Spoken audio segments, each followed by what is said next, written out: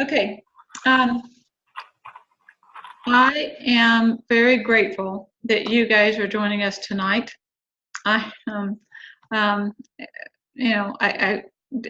have put together some thoughts that I think that would be good for us to talk about and discuss. And then I don't know about you guys, but this last week has seemed like I've gone through 2 weeks in one. I don't know. I just feel like so much has happened and so much is going on, and I've gotten some more messages and um, some other ideas. So I'm loving those. Keep those coming. I just feel like this is something that's just really needed for us to come together as single adults to talk about different things and just kind of open up communication. So it's not like I feel like I've got to come in and lecture or teach or whatever, but just more that we share different perspectives and different ideas and um, different aspects of being single in the church, and um, and how that applies to each one of us. I do ask that there just be no bashing of exes, no bashing of leaders. We just try to keep it as uplifting and positive as possible. However, I do know that some of us have been through some negative stuff, and that's okay. And it's okay to talk about that.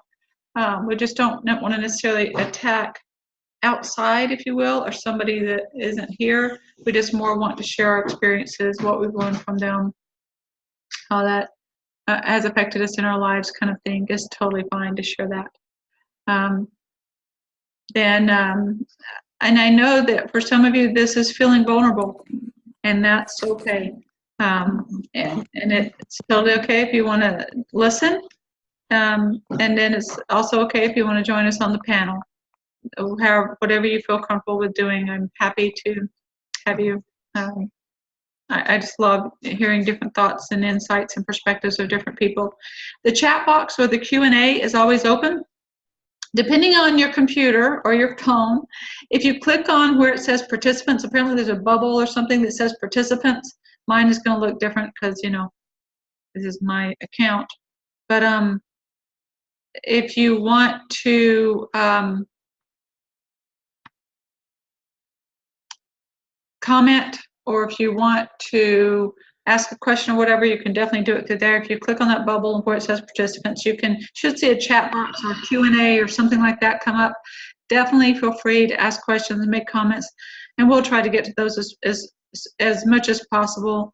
I cannot guarantee that because, I'm not always checking that very well, and Alyssa, who's normally checking that for me, is not with us tonight. She's been traveling home. She's been on a trip. And so I won't have her on here with me. And if anyone else would like to keep up with the chat box and let me know of different comments or questions that we need to know about, definitely feel free to do that. Let me know. But we won't get to all of them. Just so you know, that's not the intention. The intention is more to open up a verbal dialogue here, but I do want and welcome comments and other things. So last week we talked about a few things with communication, and this week we are going to continue that discussion with communication because I loved how we got to open up some dialogue about some different trigger words, friend zoning people, and then also the way to ask questions and getting to know somebody and that sort of thing. So we're going to talk about that in a little bit. But I wanted to start off a little bit with talking about the atonement. Some of the things we're going to talk about tonight and throughout the weeks, we're going to refer to this a lot. One thing that I love about the atonement, and that it has manifested in my life, is realizing that the Lord not only took on our sins, but He took on our sorrows, our heartbreaks, our negative, traumatic, horrific events that have happened in our life. And knowing that helps me a lot. I've had some people ask, Paula, how do I get over the past? How can I let that go? And it's not always easy, and it's not necessarily going to happen overnight. but it can happen. And we will talk about that a little bit at a time as we go on, and being able to let go of the past. I know that, like last week, I mentioned about how, if we don't look back, we just look forward, kind of thing. And that's easy to say, but not always easy to do when you're right in the thick of it, right? I can tell you now that I'd have probably felt like I wanted to slap somebody if they'd told me that weeks or months or maybe a couple of years after everything had happened to me. And because I didn't know how to let it go. And sometimes it is just that process of turning it over to the Lord and visualizing that, and having to go through a step-by-step process of gaining that testimony of the atonement, and knowing that the Lord has already suffered for that, and knowing that the Lord has your back. Sometimes it's a little easier to be able to work through some things. Not always. It's not going to be a painless process. Depending on the past and how and what your experiences were, will determine the time, will determine your perspective, will determine the outcome, and the process, even the process before you reach the outcome of being able to work through the past. There's some things that people hold on to with the past that tend to affect their current relationships and the way that they communicate. And a lot of people still hold on to fear. A lot of people are still needing to work through either the repentance or the forgiveness process. Some people still hold on to some guilt, or I used to call it feeling guilty for feeling guilty. There's a lot of different aspects. I think of Fred's experience that he shared, I think it was last week, when he went to a dance and there was a woman asking several questions just during the first dance. Do you have a temple recommend? What medications are you on? Whatever, right? And some of us are thinking, why would she do that? But then you can think about what has been her experiences in her life. And she's probably got it down what she's looking for. And she's probably at that dance on a mission to rule out things she's not looking for. Now, I'm not saying that's the best way to approach a dance. I'm just trying to see it from her perspective. And guessing, because I've never met the woman, right? I've just heard Fred's perspective of that experience, right? So I think about that in our relationships and our friendships that we develop with each other. Everybody's coming from a past that they have worked through, not worked through, still going through. Remember, we're all at different stages of our singleness. We're all at different stages of whatever. I mean, if you've been single less than a year, you're still processing. Even though I hear this all the time. Well, yeah, my divorce was final 6 months ago, but our marriage was over years ago. How many of you guys have heard that, right? But until you have the finality of a marriage, whether it be a divorce process, whether it be a death of a spouse, especially if they were sick for a long time, or for people who have never been married, there's an emotional process of going from the YSA group to the single adult group. And I can only imagine what that is because I've never experienced that. But I do know that there's some emotional stuff that they bring in. Some of the questions of, why am I not married? What's wrong with me? Or whatever, that we all ask ourselves, no matter, whether you're never married or not, right? So I want to kind of open up dialogue first in that, and talking about the atonement, how you feel like it applies in your life, and then also in when we talk about our past and how we bring the past into our current relationships now, or any aspect of what we've talked about. Any comments?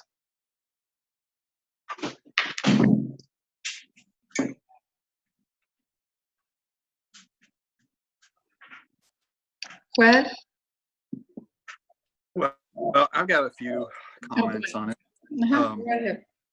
So, as far as healing from the past, we can only really do that through the atonement of Jesus Christ. And, I've been through quite a few things, and after my wife passed away and some of the complications around that, I had some feelings that I had to get out in order to forgive. And so, I went to therapy, I went to groups, I went to the temple, I studied on my own and pondered it out. And I got to this point where I wanted to give that to the Lord. And it wasn't until, a really special spiritual experience happened that he just basically took it from me. And so sometimes we have to be willing to give it up. And even if we don't know how, he will then take it from us, and the big thing about forgiveness, two things, number one, it's a gift we give ourselves, because when you're harboring resentment or ill feelings towards someone else, like, you can't project those at them and make them feel it. You're only hurting yourself. And so as we forgive, it heals us, and the other person may or may not ever know, but we know, and it helps to heal us. And then I forget what the second point was. It heals us, and then it helps us move forward. That wasn't the second point, but it does help us move forward. And as we give forgiveness to others, we start to feel the Spirit more strongly and have that charity, that pure love of Christ. Like, even others who have wronged us, we can start to see them as the children of God that they are.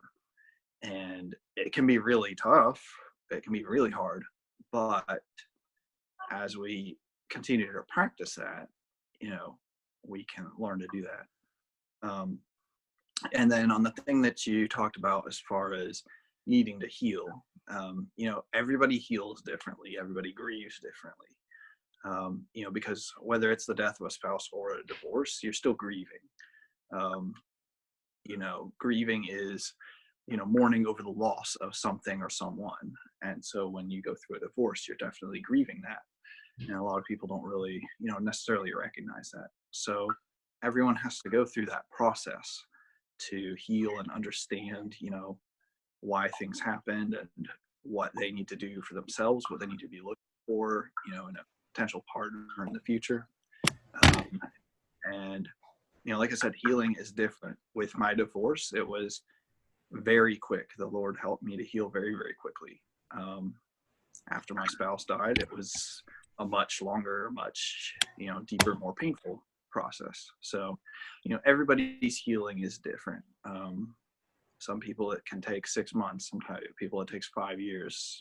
There's no set timetable. So that was just a couple thoughts that I had. Thank you so much for sharing that. I totally agree.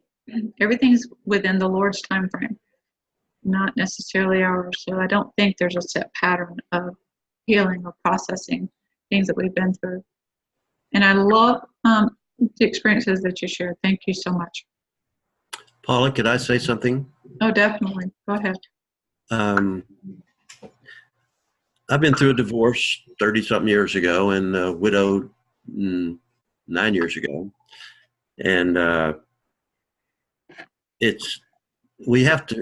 had to learn in other situations, I had to learn to forgive. I may have told the story back when I was a young guy and I was divorced and I was feeling really bad angry and everything. I remember praying and beside my bed, kneeling there, and, take this away from me. This is terrible. And I felt strongly, it says, you have to forgive. And I jumped up off my feet and I said, I'm not forgiving anybody. But you have to. And when you do, it's just like, I've got the relief. And even when you're going through this, I really believe the Lord is with us. I've felt many times, particularly before and after my wife passed away, it's going to be okay. And the question that keeps coming up is, when is it going to be okay? But it does eventually. I've been privileged in several experiences where I felt that feeling, and it's going to be okay. And eventually it does feel okay. And it may be a month, a week, a year, maybe a few years, and some things are still not okay yet, but that's what life's about. And it's hard sometimes, really hard. And I think Brian mentioned, we have to give it to the Lord. And I know, Paula, you said it, just give it to the Lord. I have a hard time figuring out how to do that sometimes. Give it to the Lord. What's that mean? And it really means sincere prayer on my part. And I need to be the person that you want me to be. That's really where it, for me, kind of gets to.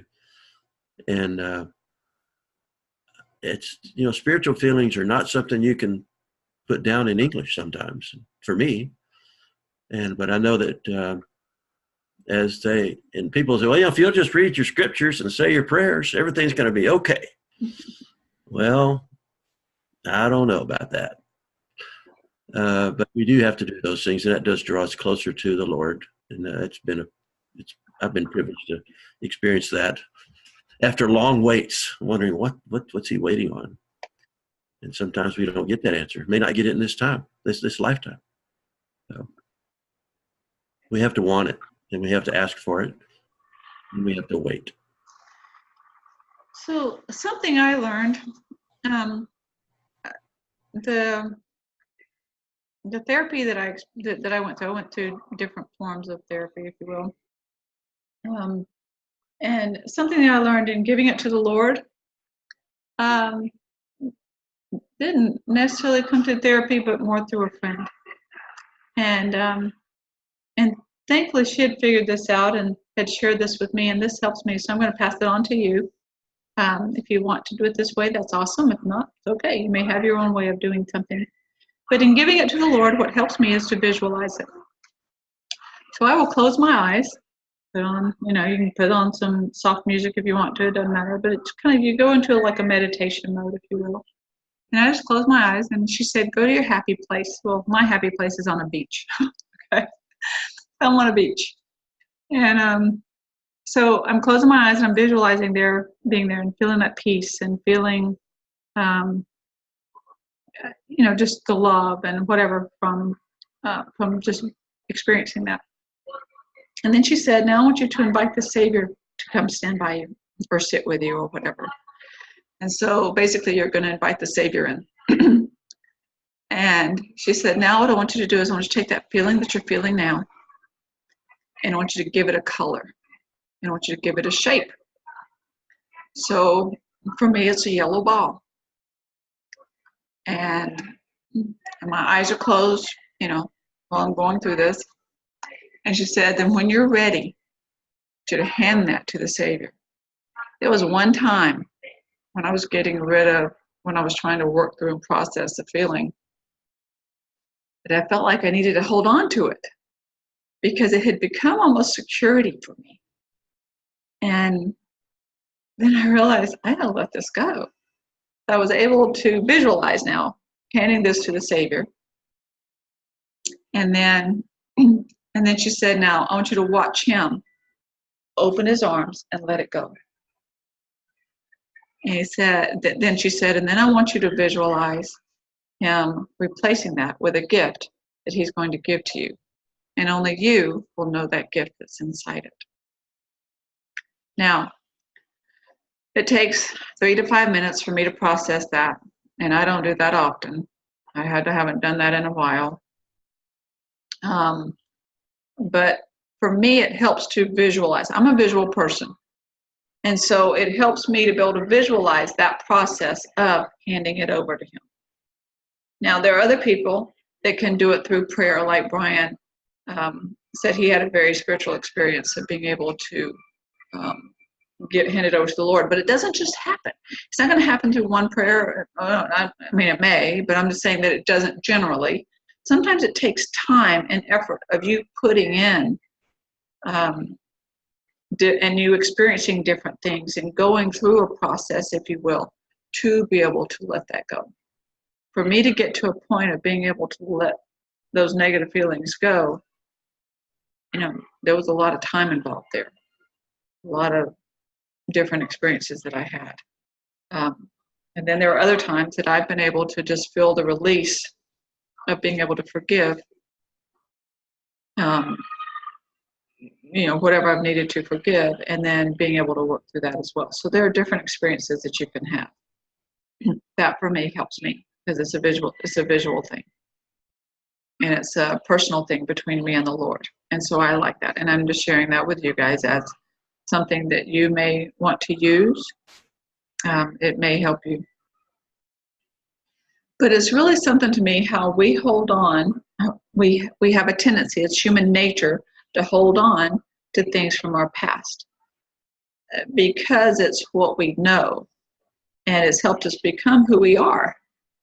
But there are some more negative feelings, if you will, that if you can work through the process of letting it go, it is so much easier, so much better to be able to do that, to be able to understand where other people are coming from.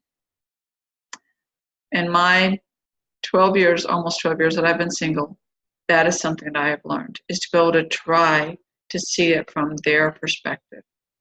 Like what I did when Fred was telling me about the lady that he was dancing with, asking those questions, trying to see this from her perspective. What has she been through? What has her life been like? We can easily say, oh, that's not a great way to ask questions while you're dancing with somebody. Those aren't the questions to ask, right? But for her, she felt like she needed to ask those for whatever reason. We can hold on to fear.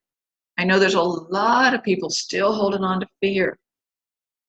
Well, we can see all over Facebook and meeting with other people that are single, whatever. I read and hear a lot of people say, well, all men are this way and all women are this way, and I'm never getting married again, and I'm not doing this because I've done that.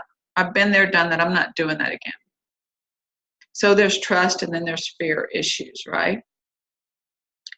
And it could even be some guilt and shame mixed in there that they're not ready to process yet.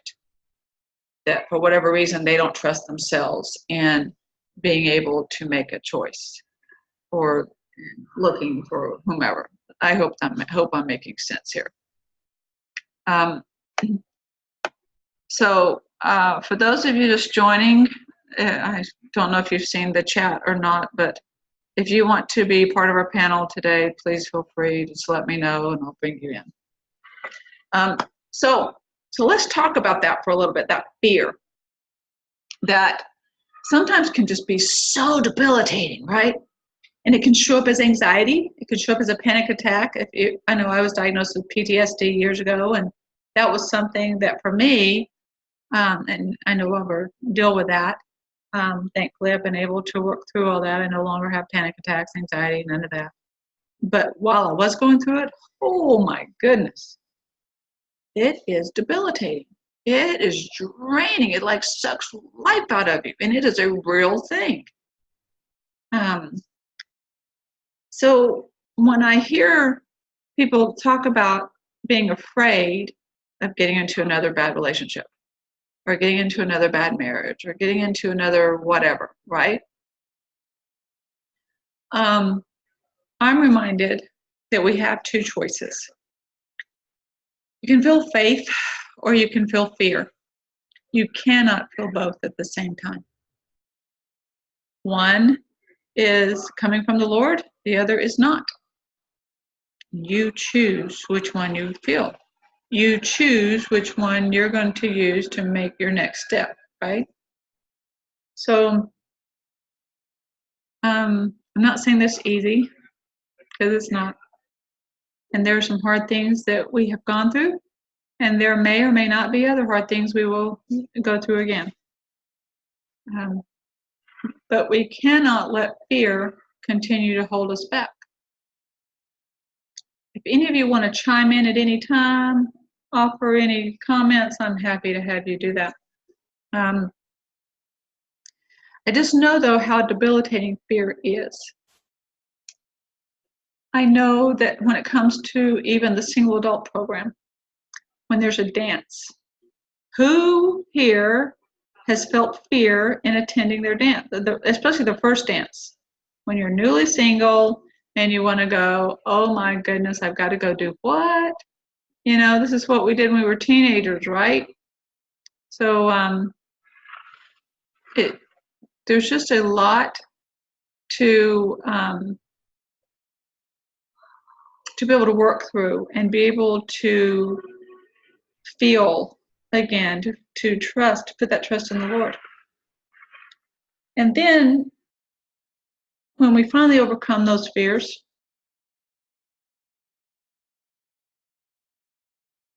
sorry, I was reading a note. When we finally overcome those fears and or work through them anyway. I don't know if we ever overcome all of them, but let's say we work through enough fear to go to a single adult dance.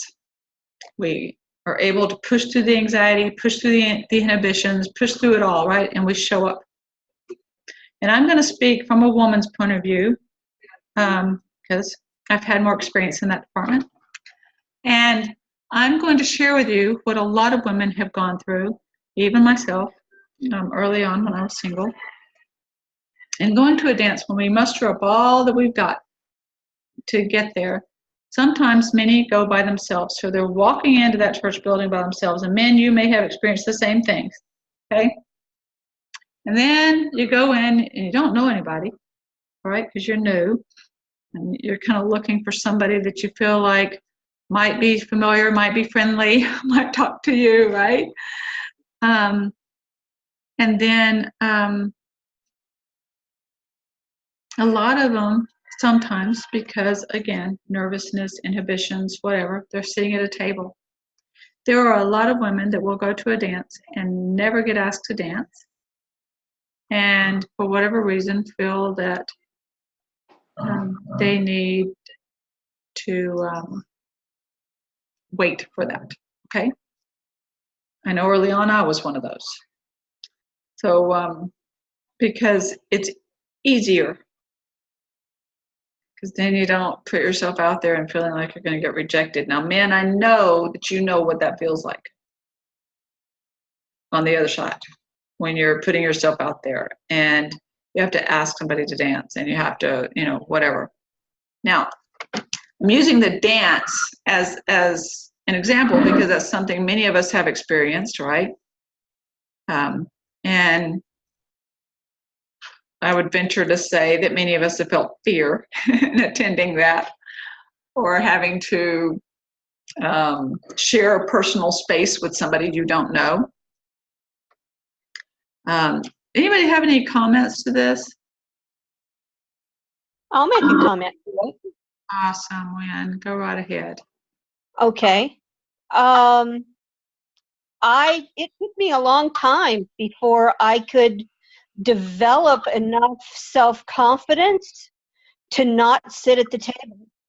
I had been raised that as a female, I wasn't supposed to do that. I had been told by some males that I was not supposed to do that. And it took a lot of attending and actually taking lessons before and having an instructor tell me, if you want to dance, you're going to have to get up and ask people, because there are too many women in any dance gathering for the men, even if they wanted to dance with you, to get through all the other women that want to dance with them. And so I have had to consciously overcome that fear and lack of self-confidence and build myself up by taking dance lessons and by actually practicing going up and talking to men. Sometimes I say the wrong thing and they don't want to talk. No, not you, Wynn. Me. Yes, I have on occasion offended people because I don't know what to say. I didn't go to these things growing up. I didn't go to these things. I went to very few dances before I joined the church. Okay. You know, it was, I haven't had a drink in almost 40 years, but it used to be That's a the good only thing, way. Wynn, right? Right, but the only way I used to be able to dance was to get drunk first. Yeah. Well, we definitely don't want to go that way. So a lot of So times, doing this sober is a whole different thing. okay, we're going down a path we don't need to be going, Wynn. All right. Let me throw you back in here just a little bit. Yeah. Right. So when it comes to dances, a lot of times whenever anybody is new and they want me to tell them how it feels, I'm like, do you remember those youth dances we used to go to? Of course, I ask them if they grew up in the church.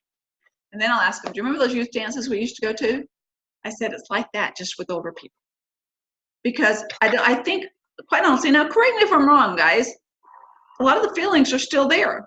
I mean, even though we look older, I don't know about you, but my spirit's still 20. But I'm still 16. So you've been younger than me, Wynn. Look at you. Anyway, so a lot of those feelings are still there, right? That's the feeling of the nervousness, the feeling of the inhibitions, the feeling of, oh, will he like me? Is he going to say no? Or is she going to say no? Oh, right? But then some of us have developed enough confidence through the years to be able to approach somebody else and feel okay with doing that. I know I definitely feel a lot better in approaching my friends, and I do have a lot of male friends, and so that helps me a lot in being able to do that, but not always. Jennifer, did you have a comment? I saw you unmuted yourself. Well, I was just going to say that, my very first dance, it was really intimidating for me. And I just got to a point where when I started traveling to events in particular, I refused to sit down. I've spent time, energy, and money to be there. I'm going to have a good time. And if my female friends don't want to have a good time with me, that's on them. If the males that are there don't want to have a good time with me, that's on them. And I go and I'm going to have a good time wherever I go, because that's just, I'm taking time away from earning money. I'm taking time away from, my family. I could be doing other things, and I'm choosing to do this. So I'm going to have a good time. And, I think when I did that mind shift, activities in particular started being different for me. Right. I love that. Two things came to mind that I have tried to share with people in the past is you're going to get out of it what you put in it. And if you don't go, you won't know what the experience is going to be like, right? But I love how you did just kind of change your mindset. And a lot of times too, it's more about what we give, what we're putting out, what we are willing to do to reach out to other people, to talk to them, to befriend others, more so than what we're going to get out of it. The whole mindset of what's in it for me is kind of a catch-22. Because like you said, Jennifer, you can go with a mindset of, I'm in it to have fun. I'm going to have fun no matter what, right? But that's your mindset of going into it.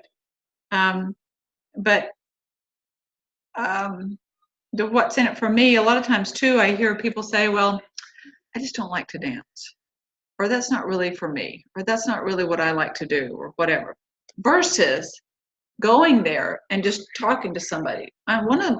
One of my most favorite things to do, quite honestly, at a dance, I mean, I love to dance, don't get me wrong, but I really love being able to sit around and talk to friends. because that's my catch-up time with them. I usually don't, because we're geographically so far widespread and everything that we don't always get to catch up and see each other very often. So, I mean, you know, if we go from one end of our area here to the other, it's about a 2-hour drive. So I get to catch up with friends that I normally don't get to see. So,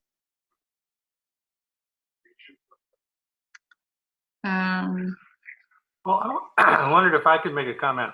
oh yeah, go right ahead. Most people seem to get into a thing where they want to feel, that special spark, that attraction to a specific individual, and then they want to dance with that person. And guys are expected to ask girls to dance. So if guys get into that, they go to a dance and they kind of look over everybody that's there and they wait to feel something special about some particular sister. And maybe they never dance with anybody, or they only ask one or perhaps two girls to dance.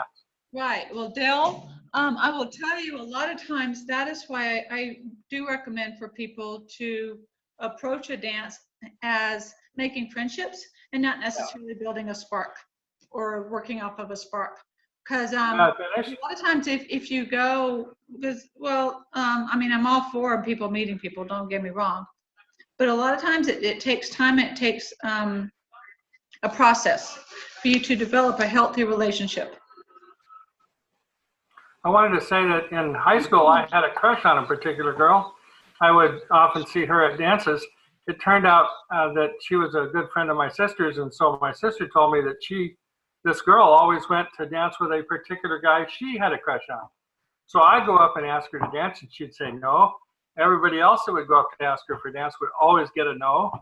And the guy that she was there to see, either he wouldn't show up, or if he showed up, he wouldn't ask her to dance. So she'd go to dance after dance after dance and not dance with anybody. I don't think she danced with anybody throughout high school.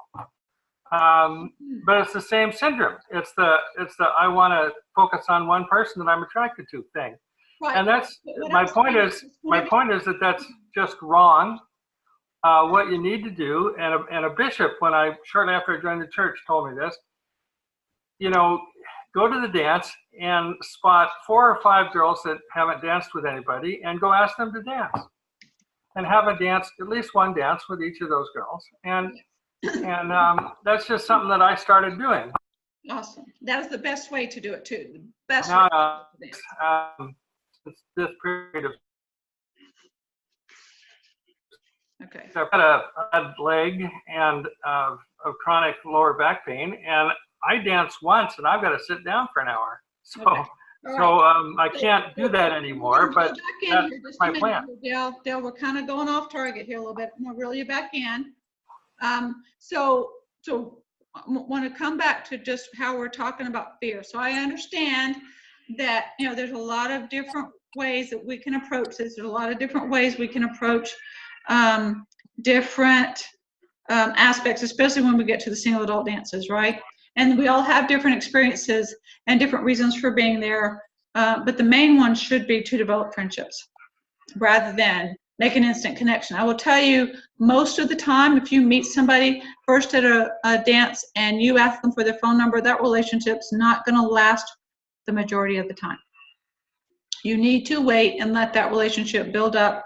And so I think somebody said, I don't remember if this was in our webinar or if this was in something I read, but basically having the friendship and the relationship developing at the same time helps a lot, but being able to give it time.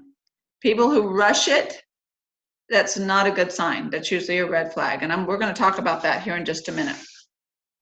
But first, I also want to bring up a point, going back to fear and trust, is that to develop trust in people, how we talk to people or about people is huge.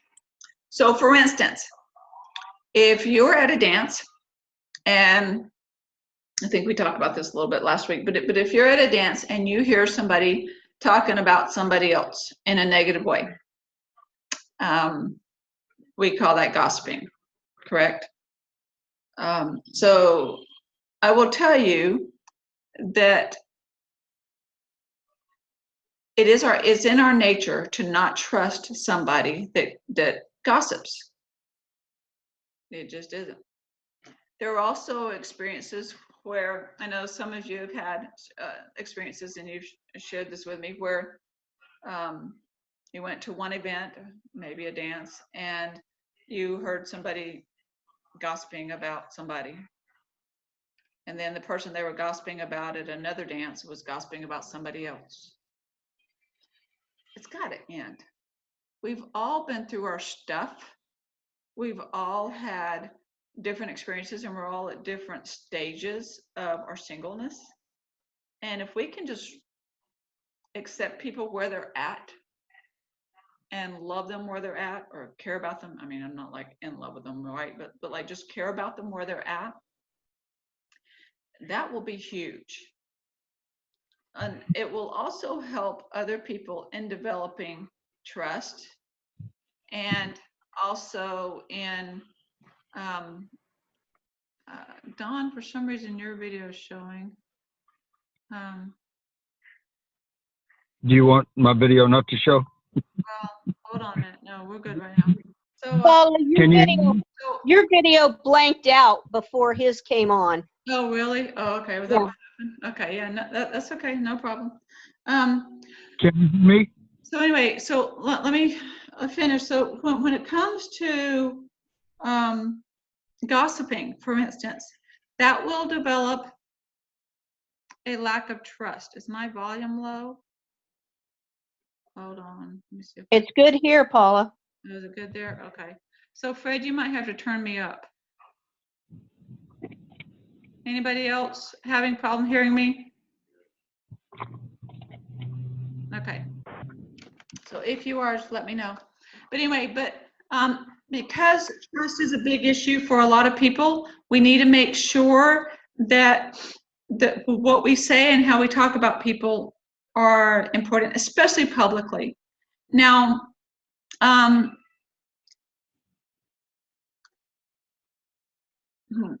should I put this delicately? If you know something where somebody needs to be warned, warn them privately. But you better make dang sure the information you're sharing, you know firsthand.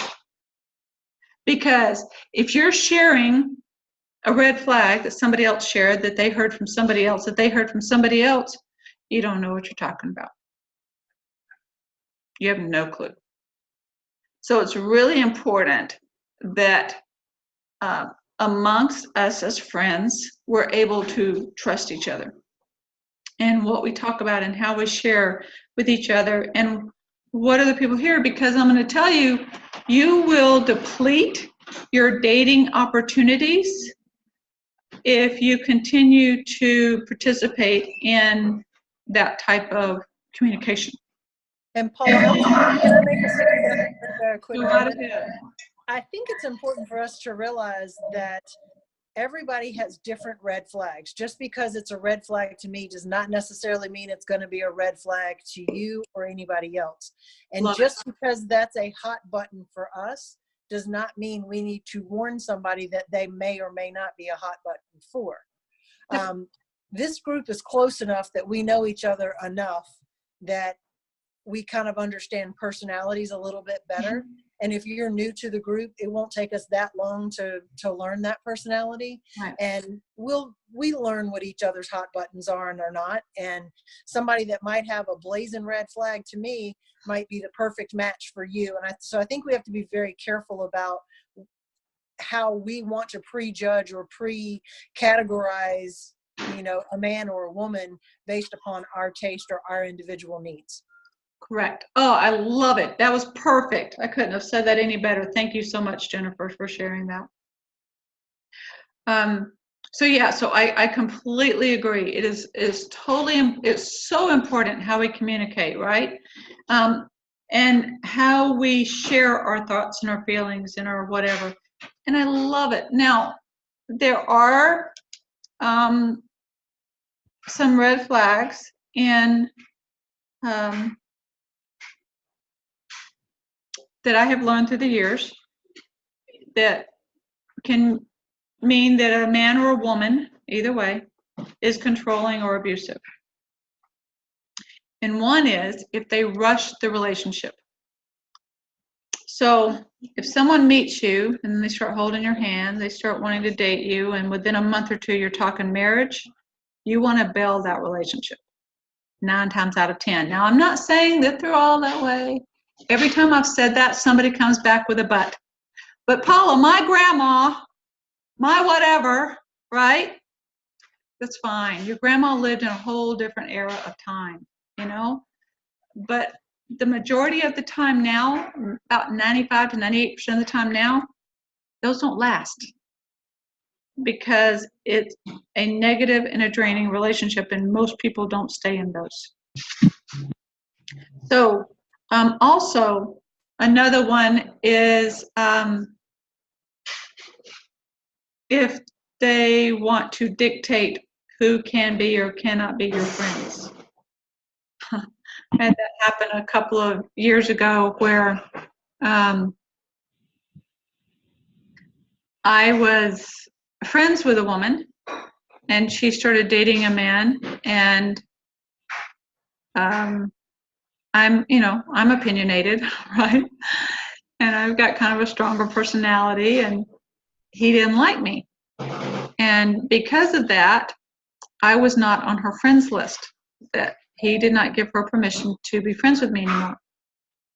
And I remember talking to her a couple of months later after I'm realizing something's gone on, and I'm like, you realize that's not good, right? Yeah, but he's this, that, and the other, and she was justifying it. So wrong. If ever you feel like you have to justify somebody's negative behavior, red flag, people. If you have the goal, and most of us do, I would think, of being in a healthy relationship, those are a couple of things that just cannot happen. Okay? So there are others. There are other signs as well, and we'll go through those more in the future. I'm hoping to have Dr. Christy Kane on here one time, who's a therapist, to explain the cycle of abuse and explain that there's actually an abuse wheel, if you will, and to explain that a little bit more. She is actually going to be joining us in Charleston for a mega conference, and we're excited about that. And I've talked to her before because she also works with the apostles, and she's like communication between us and them about what they can do to help strengthen their single adult program and help us as single adults. And so I appreciate her opinion and all that she does. She also writes for LDS Living and that kind of thing. But anyway, so I know big tangent on that one, but anyway, we're going to get into that a little later. For tonight, I want to circle back to communication. Now, we left off with that a little bit last week in those trigger words. And I think a lot of times those trigger words make us feel like we're friends or like we're whatever, because it's our perspective and it's because of our experiences and whatever we have developed in our own life, right? A 20-something-year-old woman may not have a problem being called cute by a man. This 51-year-old woman does. So, it's just a lot different on that one. So before we move on, though, to, get into communication a little bit more, does anyone have any comments, questions, or anything related to that? Well, I wanted to speak to the whole cute and sweet and all the kind of little words that we used last week's of, automatically thrown in the friend zone. Yeah. I think it all depends on the sincerity. Like, I've really thought a lot about this and talked to a lot of my friends about it this week. And I don't necessarily want to be called cute either. But if I feel like it's coming from a man who's genuinely interested in me, who is sincere about, Jen, you're just being cute. Right. I'm okay with that. But I don't want somebody to tell me that I'm pretty because that's what they think that I want to hear. I only want to hear that if that's genuinely what they think. So I think the cute and the pretty thing, either one of them could be misused. And I think that we've got to be real careful with that as well. I think if we just all decide that we're going to come from a place of being authentic, then whatever we use should be okay because we're being authentic. I know that's unrealistic to think that way, but I'm just saying, I think that if people were just a little bit more genuine or a little bit more authentic and stop trying so hard to be something that they think somebody wants them to be, a lot of the misunderstanding between male and female would go away. Love it. That is awesome. That's great. I love how you said that. And a lot of times people do have a hard time in feeling genuine because then that makes them feel vulnerable. And man, how do you approach that? I mean, do you like feeling vulnerable with a woman that you are just getting to know? Is that feel comfortable to you? But a lot of times for someone to be genuine, that is kind of that vulnerability. It is that trust. It is that putting it out there. It's a lot easier to say, "You're so cute," than to really put it out there. And that makes sense. I'm not suggesting that you're so vulnerable that you're telling them everything you're thinking. Oh, no. I totally know. Yeah. Oh, yeah. That's a huge turnoff. Oh, yeah. Well, yeah, I know, right? Oh, no. That's right. But still, though, there's a lot of women, and maybe I don't know if you guys have experienced this or not, but there are some that will come up to me and go, through messaging or through in person, and I have a lot of friends. I have a lot of people that will come up to me and say, "Paula, I feel like he's getting too close to me, or he's saying this, and I'm not sure what he means by this, and da da da da da." Right? So the vulnerability, I got that, right? But a lot of times too, though, if someone were to say, it is safer, if you will, to use some of the more platonic words that you don't have to worry about feeling rejected afterwards. If a man were to say, or a woman would say to a man, even just to even show interest and say, "Hey, I'd like to get to know you more," that's still a sense of vulnerability, correct? And in doing that, then even still, you're putting that out there to what is going to be the response, right? But I think you dictate a lot of how your relationship is going to go from the very beginning. If you are too embarrassed to ask the question, well, what did you mean by X, Y, or Z? Are you ever going to be able to ask questions in your relationship, or are you always going to be timid? Love it. And again, that can go back to where they're at in their singleness, right? In their stages of overcoming whatever they've had to overcome. It can be part of, or if they're still holding on to fear, if they're still holding on to needing to forgive somebody or something, they're still holding on to guilt or shame. If they're still holding on to anything negative, then there is more inhibition. There is more of that hesitation in doing that.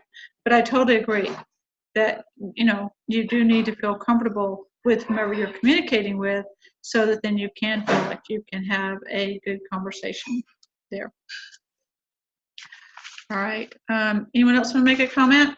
Have a question? All right. Yeah, I'll make a comment. Okay, go right ahead. This is Don. Yeah, no, I didn't hear anything was said for about 10 minutes. Remember, somehow or other, my speaker was cut off, and I. Go ahead and make your comment. Okay. So I backed out of, I closed Zoom, then reopened it, and so then it seems to work fine now. Awesome. So if anybody else has that problem, maybe they can do the same thing. So before my sound went out, you were talking about, and I think Wynn was talking about dancing or asking people to dance. And I've always felt flattered when a woman asked me to dance. It didn't turn me off at all. I didn't think poorly of them in the slightest. And I was always pleased for that. I don't think I've ever had a woman tell me that, hey, I'd like to, for us to get to know each other better. It wouldn't bother me if she did, but I don't think I've ever had that experience. Now, I don't necessarily speak for all guys. Maybe other guys have women say that to them all the time. I don't know. Okay. By the way, I've seen Wynn really got into it. I've seen her dance with two guys at the same time. Oh yeah, Wynn's good, right? Well, Don, you've seen me dance with more than 2 men at one time. Yeah. Yep, Wynn is good. That's awesome. Okay, cool. Well, thank you, Dawn. All righty. So we are, I want to go on. Anybody else have comments? Okay. So we I'll make a quick comment on vulnerability. Yeah, go right. I've found over the years that it's a lot better to know than to not know. Mm-hmm. So if I like somebody, I'm going to put that out there because I would much rather know. Like I had a crush on this girl in high school, never told her how I felt. And I always wondered about that for, years afterwards. Mm-hmm. And so, I would rather put it out there than dance around it and play games and try to word things so it sounds like a friend, but not a friend. I'd rather just put it out there. But that's just me. Not everybody is that bold and vulnerable. But, right. Personally, that's me. Okay. I had a thought on that. Okay. What's your thought? What if you say, if someone says, I'd like to get to know you better, Mm-hmm. to me, it says, that exactly. And I go, whoa. And obviously it's a compliment. But then my mind immediately goes to, uh-oh, what am I going to do now? Do I, I'm going to have to,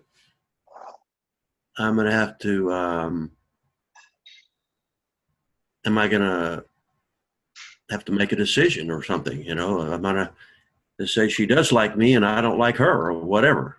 Or not like, I don't mean that's not the right word because I like everybody. But, you think, well, somebody want to get to know you better. That's a direct indication that, well, I like to get to know you better to see where this thing will go. Whereas Fred might be going, oh, I don't know if I want to go anywhere at all. And so. Okay. So oh wait, did he just? I don't know. Also, because if neither person ever says hold anything, on, Fred, you're you'll never get together. You froze. What's that? You froze. When did I freeze? You said something. Well, right after you had talked about how you may not want to get to know her more. I don't know if you'd want to get to know her more. So Well, I think it frightened. It kind of frightens. Well, it gets very personal at that point. Right. And so. Right. And so my question then is to everybody. Do you feel the same way when somebody says that to you? Do you feel like, if somebody says, I'd like to get to know you more, that's more of a personal thing and that may lead into a relationship? Is everybody on the same page with that, or do you feel like that's something different? I think that it just means just that. They want to learn more about you. It doesn't mean they want to get in a relationship with you. They just want to learn more about you to find out if there is even something potentially there. I mean, because you can't really know somebody after even a month of talking to them on the phone every day. Yep. You still don't really know somebody. So the fact that they want to get to know you better, that's just them like fact finding, if you will. Like, how is this girl on a regular basis? How is this guy on a regular basis? When he's, in a traffic jam, is he cussing and fussing, or is he like just dealing with it in a mature way, or whatever? Like, whatever your hot buttons are, those are the things that you're learning about this person. And the more you get to know about them, the better decision you can make about them. Oh, I agree with that. I agree with that 100%. That that's how you do. That's what you want to do, and you understand them. And for me to ask that question, it doesn't bother me to ask that question at all.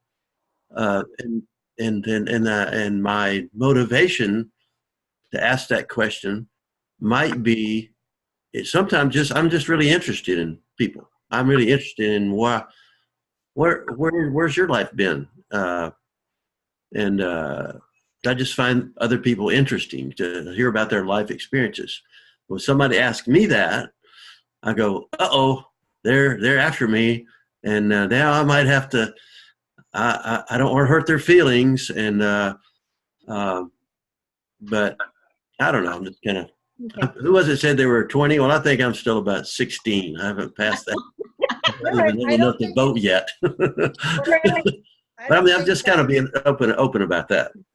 Right, but Fred, I don't think that's inherently bad, though, Fred. I think that we all kind of take that, quick breath of, oh, crud, this might be somebody that's interested in me. I'm nervous now.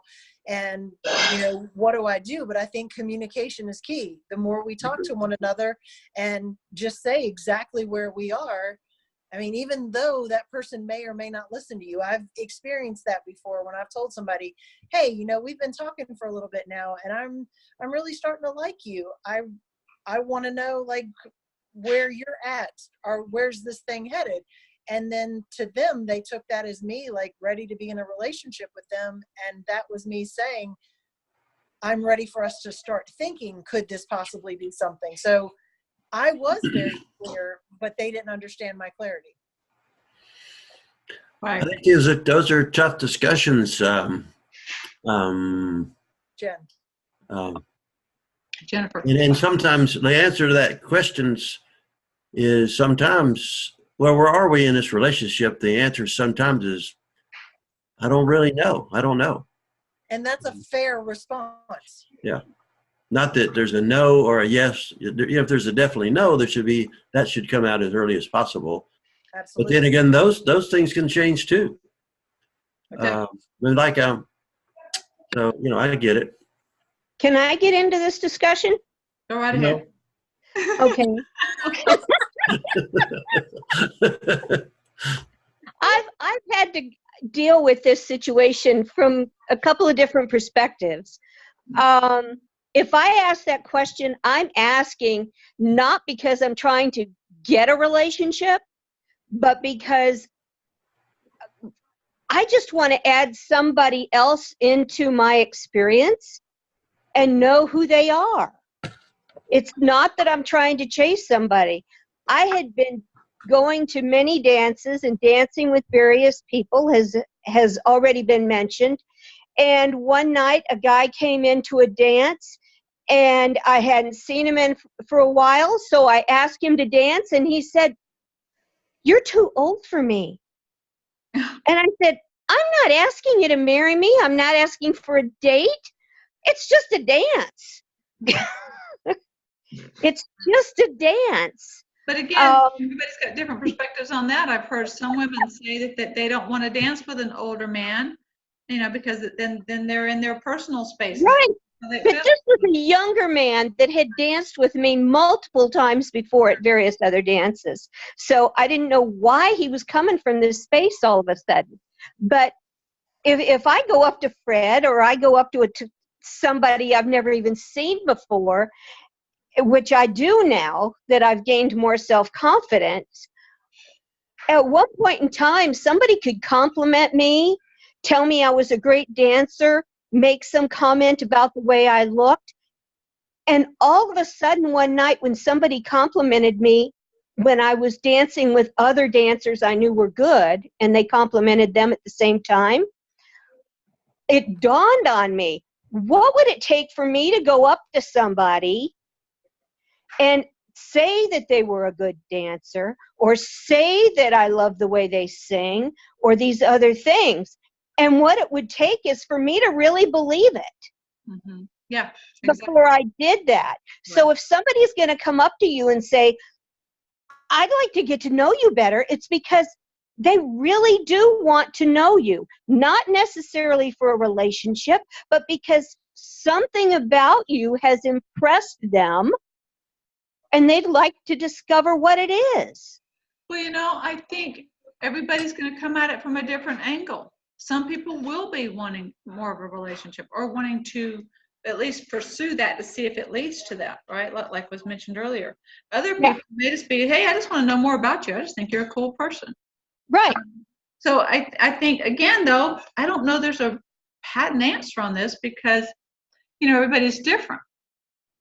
All you can do is ask and answer and find out. Right, exactly.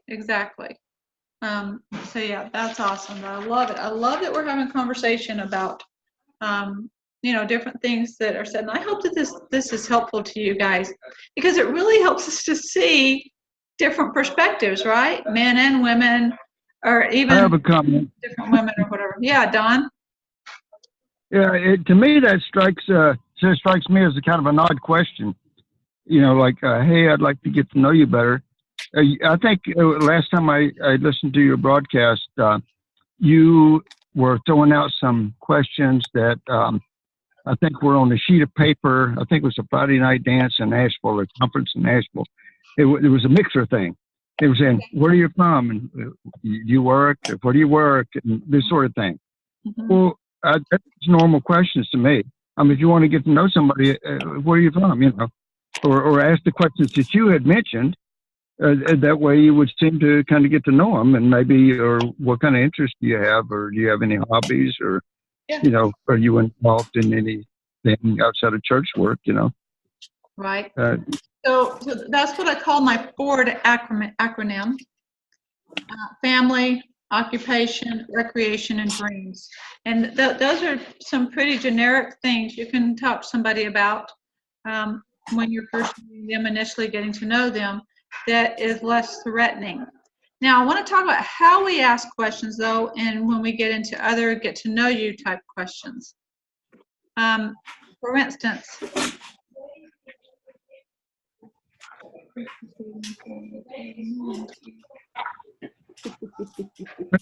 okay, so sorry. Reading chat, see if there's something I need to add to this. So in getting to get to know you questions, I love how Fred had that experience. I know it was probably not the best experience for him, may not have felt whatever, but I love sometimes we have experiences just to be able to help teach others. So this experience will help us in teaching other people. Which experience, Paula? Is that the one that was asking me all those questions? The one that was asking you all those questions. So what I want to do is I want to take those questions, and this is not questions that I would recommend you asking somebody you just met at a dance. Either way. I must say in that that this person was smiling the whole time. I'll bet. And she was trying to, I think she was jokingly really trying to find out. So, right. So it wasn't like, what do you have a temple recommend? Anyway, yeah. All right. So she asked you about temple recommend callings and medications, correct? And age. No, an age. And I responded to all those questions. I don't know. Love it. All right. So let me just. He is the most unopinionated panelist on your program. Yeah, so actually, I had a great time dancing with her. Oh, yeah. And made a nice friend. Yeah. Fred will be friends with everybody. So anyway, so Fred, your hand's up. Did you need to say something else? Okay. So let's talk about. Let's just use that as an example for right now. Let's say you've been to 2 or 3 dances and you've talked to this person and you've been through the FORD acronym, the family, occupation, recreation, dreams, and you're wanting to get to know them a little bit more. Maybe you're going out to dinner with them or whatever. But either way, you're wanting to get to know them more. There are some non-confrontational ways of asking these questions that I'm going to share with you. For instance, okay, I'm going to mute some of you guys because for some reason your video keeps showing up. Okay, so when we get to the temple recommend question, right? For some people that's important. So there's a couple of ways in non-confrontational way that you can ask that. You wouldn't just say, so how long do you have a temple recommend? Do you have a temple recommend? You do not ask those questions. You just don't. A better way of asking that question would be, how often do you go to the temple? What is your favorite temple? How many temples have you visited? You want to get into there so that it creates conversation, not, you don't want it to feel like an interview. How often do you get to go to the temple is a very non-confrontational way of asking somebody if they have a temple recommend. Some people say, oh, I don't get to go but that often, my work schedule is da-da-da-da-da, or maybe I get to go once a month, this is what I've done, or I get to go once a week, or whatever, right? How often do you get to go to the temple? Do you understand? I'm hoping that makes sense with the difference in that one. With medications, that one, oh my goodness, that one, that's a new one, Fred. I've never heard anybody ask that before. But what I do, because health is very important to me, is, and again, this is not something I'm going to do initially. It's not something I'm going to do, first meeting or whatever. But somehow I will bring up in conversation the topic of health and their definition of health. And then it's not even like I'm going to say, hey, define health to me kind of thing. I may start off by saying something like, let's say we're out to dinner and I've chosen a certain whatever. And a lot of times the way I eat becomes a topic of conversation because I eat really healthy. And then a lot of times then I'll go into, well, being healthy is really important to me. I plan to live to be 100, which is my goal. And in being 100 or living another 50 years is my goal. So I plan to do this, that, and the other kind of thing. So anyway, so that's just really important to be able. Don, did you want to say something? Well, yeah, I would say that you could ask them, is health an interest area for you? Right, but again, that's a yes or no question. We want to avoid yes and no questions. And getting to know somebody, you want to open up dialogue. So a lot of times, that's what I'll do. And then a lot of times, then he'll come in and he'll say, well, I really like that idea, or I don't know if I want to eat that way, or, whatever, right? Like we're going to have conversations about whatever. Brian brought up a question, what do you do to stay active, or what do you do to stay healthy? That's a very great conversation starter, right? You want to open up dialogue and conversation. Avoid yes and no questions. You just don't want that. Don't ask, do you have a temple recommend? That's not what you want to ask, right? Or, what medications do you take? No, let's not ask that one. You can ask, so did you grow up in the church? That's a great one to ask, right? That's another get to know you, though. That's another, that's a very generally non-invasive way of asking somebody something to get to know them. How long have you been a member of the church? If you grew up in the church, that kind of thing. And then you have a conversation about that. Maybe experiences about them in the church and that kind of thing. If you want to find out if they're active in the church, that's a much better way of approaching that versus, so are you active in church? Have you ever been inactive? You don't want to do that, right? You just like what I just said, there are just so many other ways, and so you just don't want to be confrontational. As far as age goes, people can guess all day long, and it was one that's personal to different people. So if you're good at math, there's some questions you can ask to figure it out, or at least get in the ballpark. So, do you have any kids? How old are your kids? People love talking about their family, right? And family's number one. So you can do that. And then you can kind of gauge based on ages.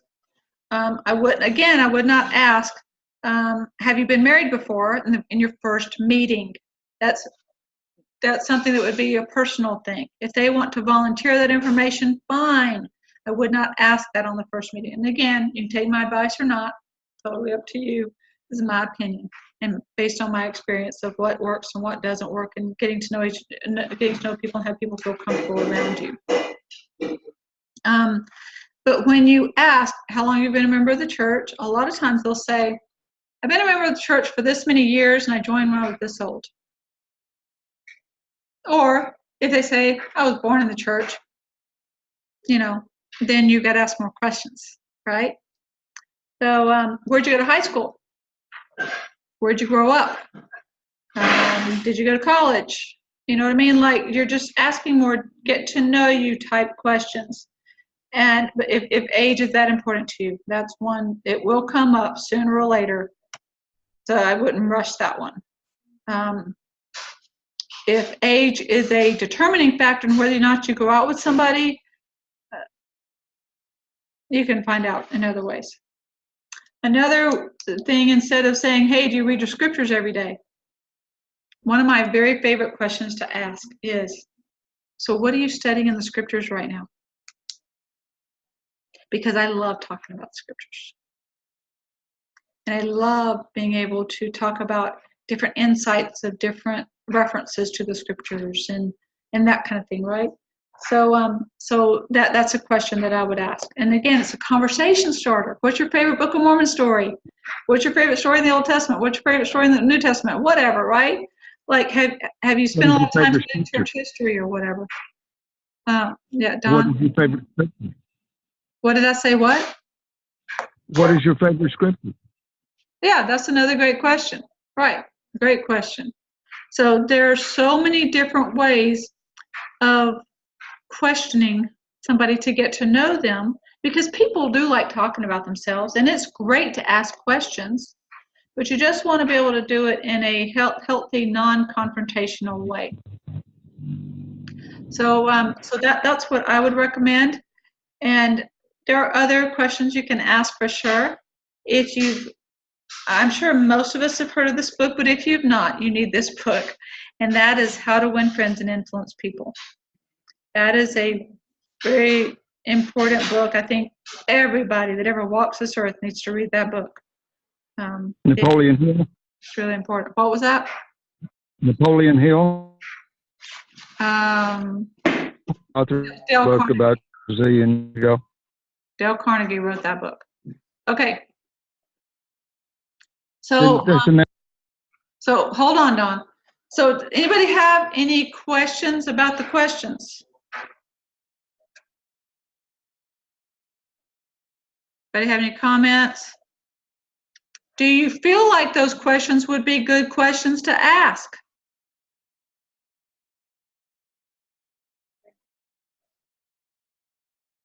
There's one really easy question. Yeah, what's that? Tell me about yourself, Paula. And just shut up. The key to that is you have to stop talking. Do you know what, though? That's like one of the hardest questions for me to answer. I'd rather somebody give me something specific to talk about. What is that? When somebody asks you that question, what do you think? You're in a job interview? No, it's just more like, what do I want to share? What do They want a bio. They want a bio. A bio? It's like, give me a bio about yourself, Right. Cover your interests, your history, right, et cetera, et cetera. I don't want to spend that much time. For myself, Yeah. I would rather have someone tell me something about themselves that I can answer back to the same subject.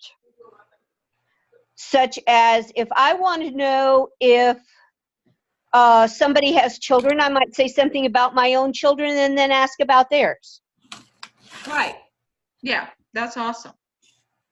But tell me about yourself, just kind of an open forum, and because you know, Fred, you probably know more about me than anybody else on this panel. And I'm like, I don't want to tell that person everything, right? Like, what do I tell them? I'm like, well, I'm here dancing.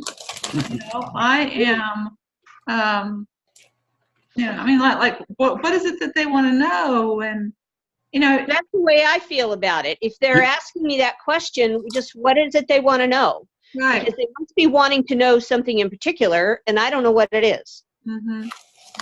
So a lot of times I'll throw that back at them and say, well, what do you want to know? What do you want to hear? I've even been known to say that. Well, and that's my regular answer is, I don't know. Got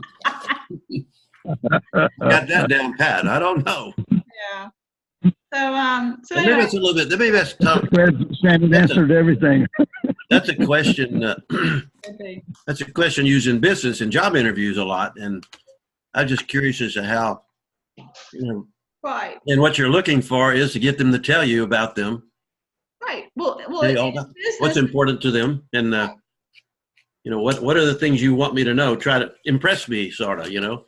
sure. And for a job interview, that's awesome, because then I'm here going, well, here's what you want to know. But if it's not a job interview and we're just at a social setting, I'm like, okay, so, you know, what do you want I to know? won't do that. Because there's not enough, and sometimes I've even joked and I've even said there's not enough time for you to tell for me to tell you all about me. You know, we don't have enough time today. So you know, because there's a lot, there's just a vast knowledge to get to know somebody. Yep. And it takes time, right? So tell me about yourself. You know, I'm like, I don't know. For me, and then maybe it's too because I have ADD. I need you to give me a focus. That's a pretty broad question. It's kind of interesting to see how people answer that question. I know, right? So I'm like, well, I'm a single mom. I got 5 kids. I live in Wanda, Georgia. You know? Paula, when Now somebody let's asks, drop all that. Here's my phone number. That's all you need to answer. What was that, Jennifer? I was just saying, when somebody asks me to tell me about themselves, well, what do you want to know? Right. Give me some Yeah. specifics. Like, I'll tell you anything you want to, you know, ask me a specific question and I'll answer your question. But Yeah. Right.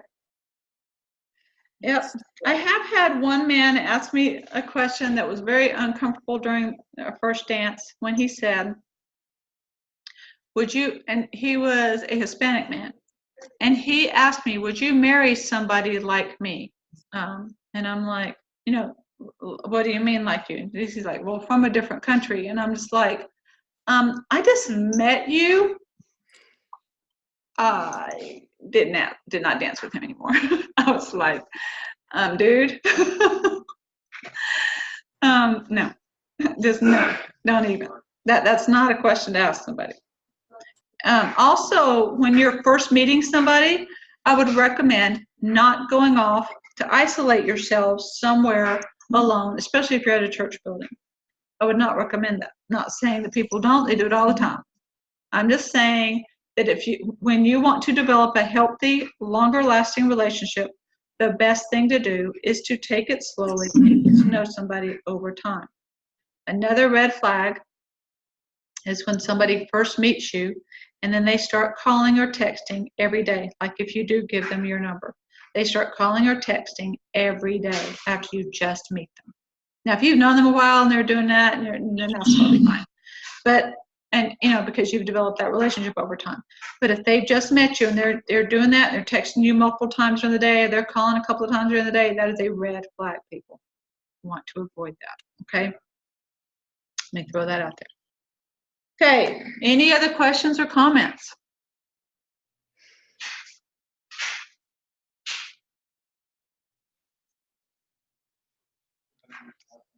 All righty. Well, that is what I had for you for tonight. I do appreciate your time. And can you guys believe it? And it's only been an hour and a half and not 2 hours. But that was pretty much what I had planned to talk about tonight.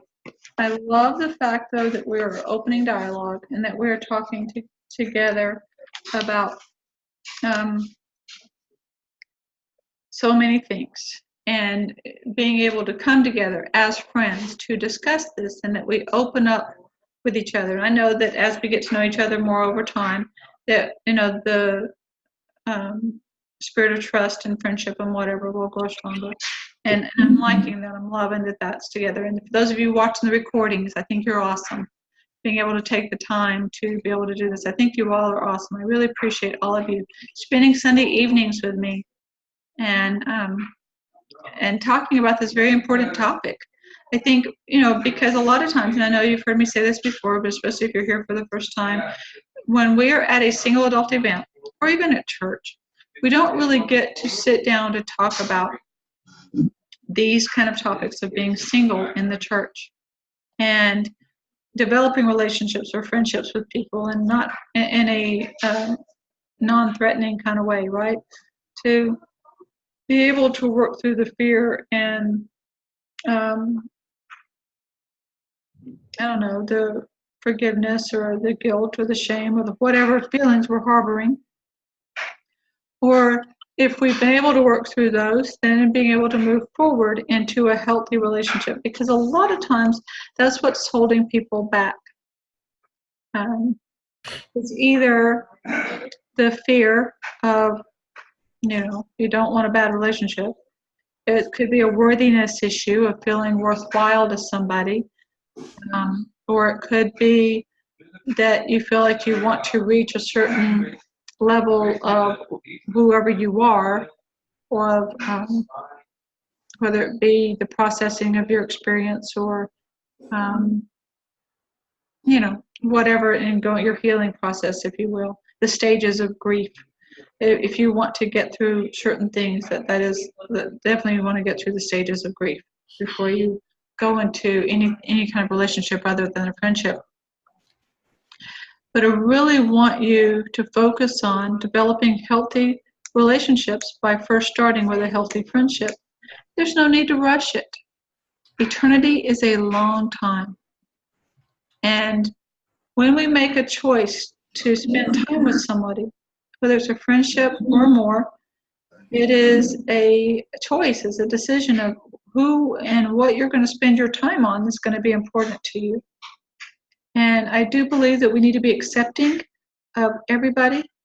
There are, different people with different outlooks and perspectives and insights, which I love, and it brings us all together. And I really appreciate all of you guys sharing your thoughts and your insights and your opinions and all that with me tonight. And I look forward to more topics in the future, and being able to just kind of go from there.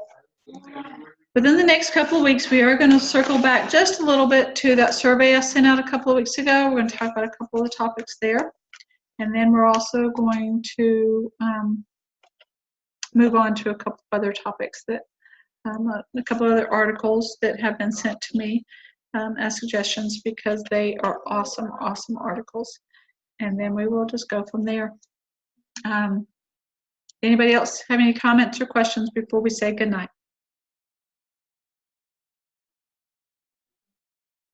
Looking forward to the conference. Oh, thanks. Me too.